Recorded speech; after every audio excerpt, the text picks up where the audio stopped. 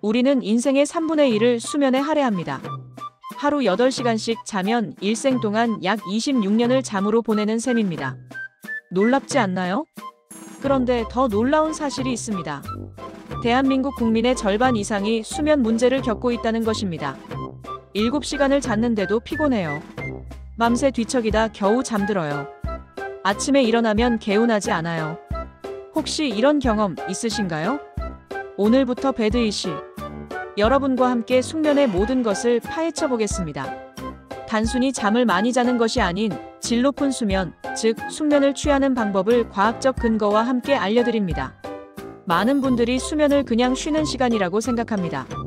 하지만 수면은 우리 몸과 뇌가 가장 활발하게 회복과 재생 작업을 하는 시간입니다. 수면 중에 우리 몸에서 일어나는 일을 보겠습니다. 첫째, 뇌의 노폐물, 특히 베타 아밀로이드라는 독성 단백질이 제거됩니다. 둘째, 손상된 세포가 복구됩니다. 셋째, 성장 호르몬과 멜라토닌이 분비됩니다. 넷째, 면역세포가 생성되고 강화됩니다. 다섯째, 낮에 경험한 기억이 정리되어 장기 기억으로 저장됩니다. 여섯째, 감정이 조절되고 스트레스가 해소됩니다. 이처럼 수면은 우리 몸의 자가 치유 시스템이 작동하는 소중한 시간입니다. 그렇다면 숙면이란 무엇일까요? 숙면은 단순히 오래 자는 것이 아닙니다. 빠르게 잠들고 입면 시간이 15분에서 20분 이내이며 중간에 자주 깨지 않고 깊은 수면을 충분히 취하며 아침에 개운하게 일어나 낮 동안 피로하지 않은 상태. 이것이 바로 숙면입니다. 우리가 자는 동안 뇌와 몸은 끊임없이 변화합니다. 수면은 크게 비렘 수면과 렘 수면으로 나뉩니다. 먼저 비렘 수면입니다. 비렘 수면은 전체 수면의 70%서 80%를 차지하는 신체 회복 수면입니다. 비렘 수면은 다시 3단계로 나뉩니다. N1단계는 얕은 수면으로 전체 수면의 약 5%를 차지합니다. 잠에 막 드는 단계로 가볍게 흔들면 바로 깨어납니다. 낮에 꾸벅꾸벅 조는 상태가 바로 2단계입니다.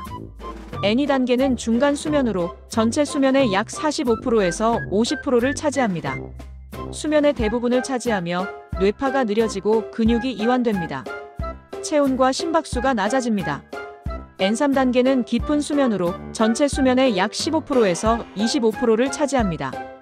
이 단계가 가장 중요합니다. 업어가도 모르는 깊은 잠이 바로 2단계입니다. 혈압이 최저치로 떨어지며 심박수와 호흡률도 최저치에 도달합니다. 이 깊은 수면 단계에서 신체 회복의 핵심 작업이 일어납니다. 성장 호르몬이 분비되어 근육이 성장하고 조직이 복구됩니다.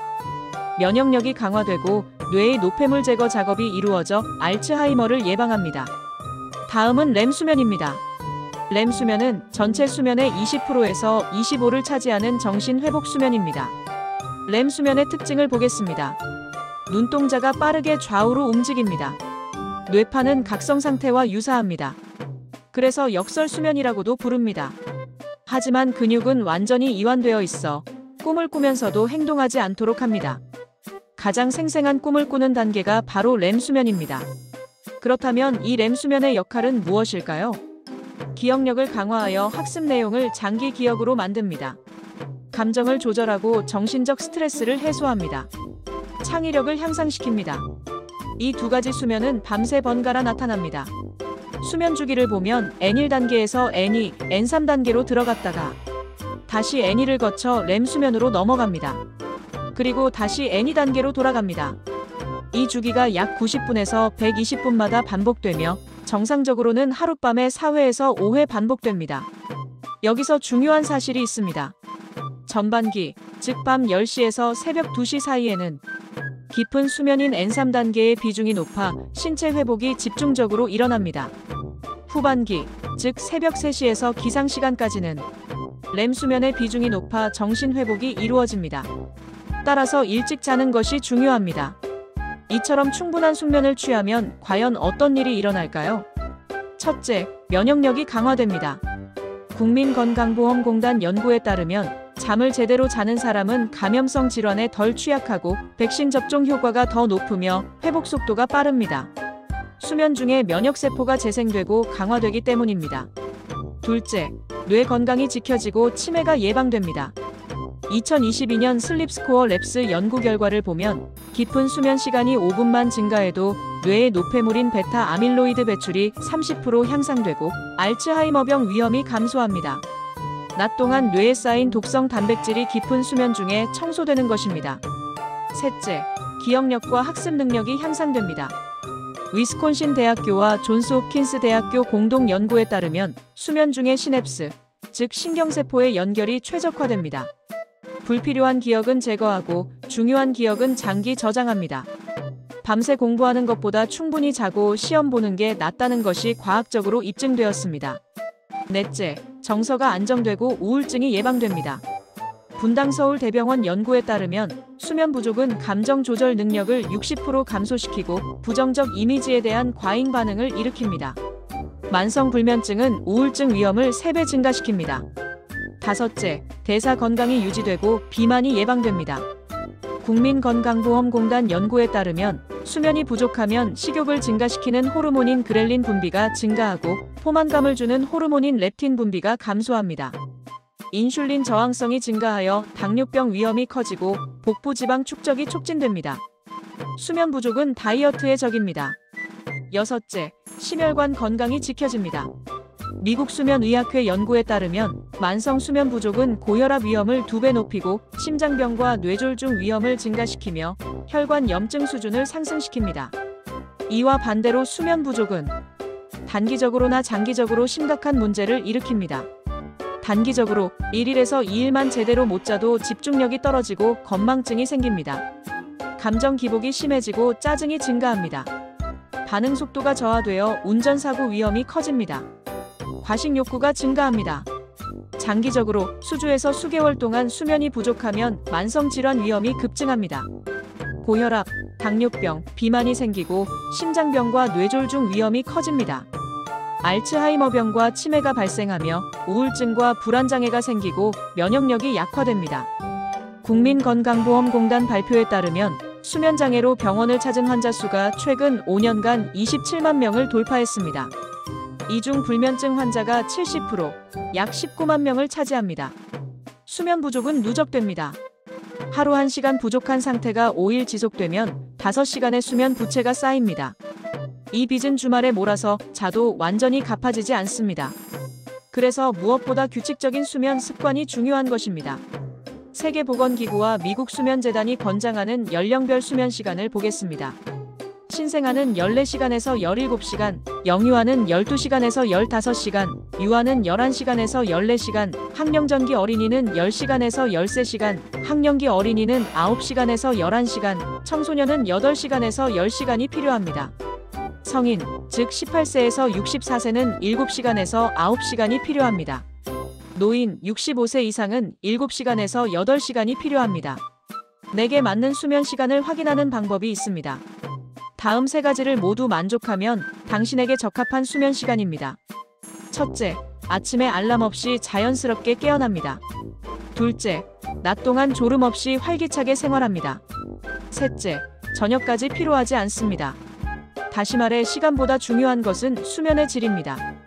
그럼 다음으로 현대인의 숙면을 방해하는 다양한 원인들에 대해 살펴보도록 하겠습니다.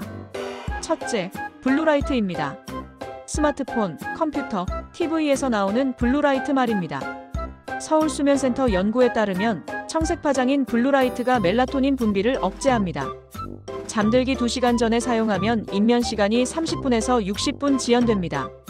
둘째, 불규칙한 수면 패턴입니다. 한양대병원 연구에 따르면 주중과 주말의 수면 시간 차이가 생체시계를 교란시킵니다. 이를 사회적 시차증후군이라고 부르며 면역력 저하와 기억력 저하를 일으킵니다. 셋째, 카페인입니다. 카페인의 반감기는 5시간에서 7시간입니다. 오후 3시에 마신 커피가 밤 10시에도 절반이 남아 있습니다. 깊은 수면을 방해합니다. 넷째, 음주입니다. 알코올은 입면을 도와주지만 렘 수면과 깊은 수면을 감소시킵니다. 새벽에 자주 깨게 만듭니다. 잠든 것 같지만 회복은 안 되는 상태가 됩니다. 다섯째, 부적절한 수면 환경입니다. 너무 밝거나 시끄러운 방, 너무 덥거나 추운 온도, 불편한 매트리스와 베개가 숙면을 방해합니다. 끝으로 숙면을 위한 첫걸음, 수면 위생 기본 원칙을 알려드리면 첫째, 규칙적인 수면 스케줄을 유지하세요. 주중과 주말 관계없이 같은 시간에 자고 일어나야 합니다. 이렇게 하면 생체 시계, 즉 일주기 리듬이 안정화됩니다. 둘째, 취침 루틴을 만드세요. 잠들기 1시간에서 2시간 전부터 조명을 어둡게 하고 스마트폰을 멀리하며 미지근한 물로 샤워합니다.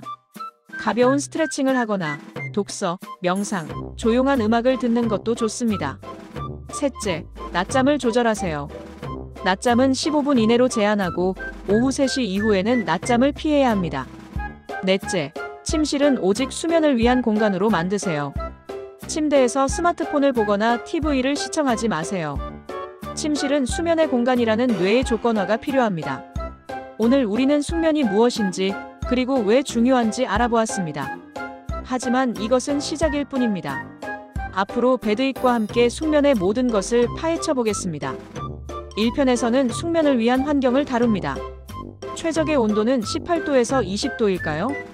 습도는 40%에서 60%가 좋다는데 그 과학적 근거는 무엇일까요? 조명색 온도는 3000K 이하가 좋다는데 왜 그럴까요? 소음을 차단하는 비밀은 무엇일까요? 2편에서는 숙면을 위한 도구를 다룹니다. 당신에게 맞는 매트리스 경도는 무엇일까요? 베개의 높이와 소재는 어떻게 선택해야 할까요? 침구 소재별 장단점은 무엇일까요? 배드잇이 제안하는 수면 솔루션은 무엇일까요? 3편에서는 숙면을 위한 습관을 다룹니다. 수면 위생 완벽 가이드, 카페인과 운동과 식사의 타이밍, 스트레스 관리와 수면, 불면증 극복 실전 팁을 알려드립니다.